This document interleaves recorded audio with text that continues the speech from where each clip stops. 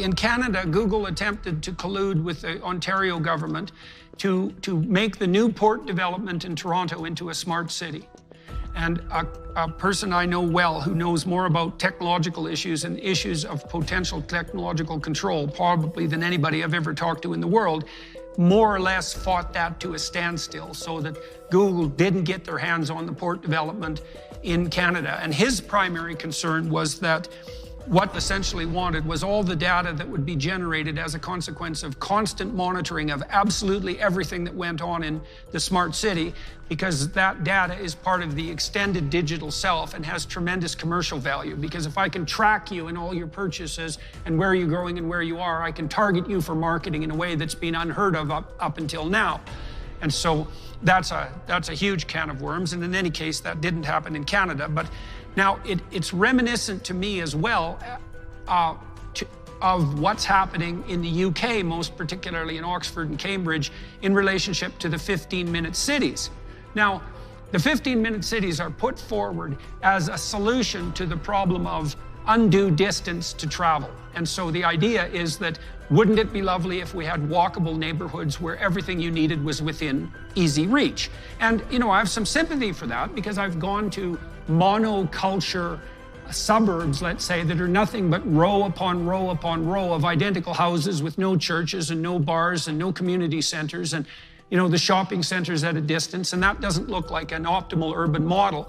But I looked into the C40 websites. The C40 is the consortium of municipalities that have signed on to the 15-minute city plan. And I read in their own documentation, this is relevant to the tri-state city idea, that their goals are to reduce caloric consumption to 2,500 calories a day by force, essentially, within the next 15 years, to ensure that the peasant class, which is everybody but the elitists, can't fly more than one time every 3 years, to not merely shift private car ownership from fossil fuel to electric, which is fundamentally impossible because the grid can't handle it, but to eliminate 90% of private car ownership so that people are forced to take, you know, unbelievably expensive in terms of time utilization and non-existent public transportation systems, and to limit the amount of travel that people can do outside of their neighborhoods. And, you know, and then I watched the legacy media claim that pointing that out is something akin to a right-wing conspiracy, which it most certainly isn't, because you can just find the bloody documentation online. And then I look at places like China, which have taken this to an extreme. 600 million closed-circuit TV cameras in China. One for every 1.5 persons, watching the Chinese all the time, able to monitor them 100% by face, and also to identify them by gait, and to limit their ability to do absolutely anything, to buy, to sell, to travel, to move, to leave their neighborhood, with this top-down surveillance system that perversely and consciously some of the Chinese engineers have actually named Skynet.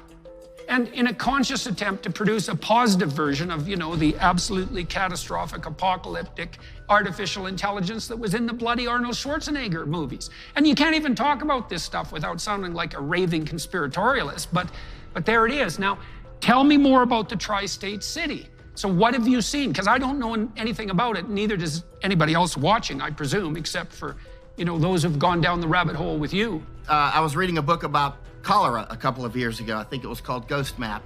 And interestingly, towards the end of the book, the author, in an otherwise excellent book, started talking about these smart cities where, you know, basically everything, we don't have to worry about any disease anymore, that sort of thing.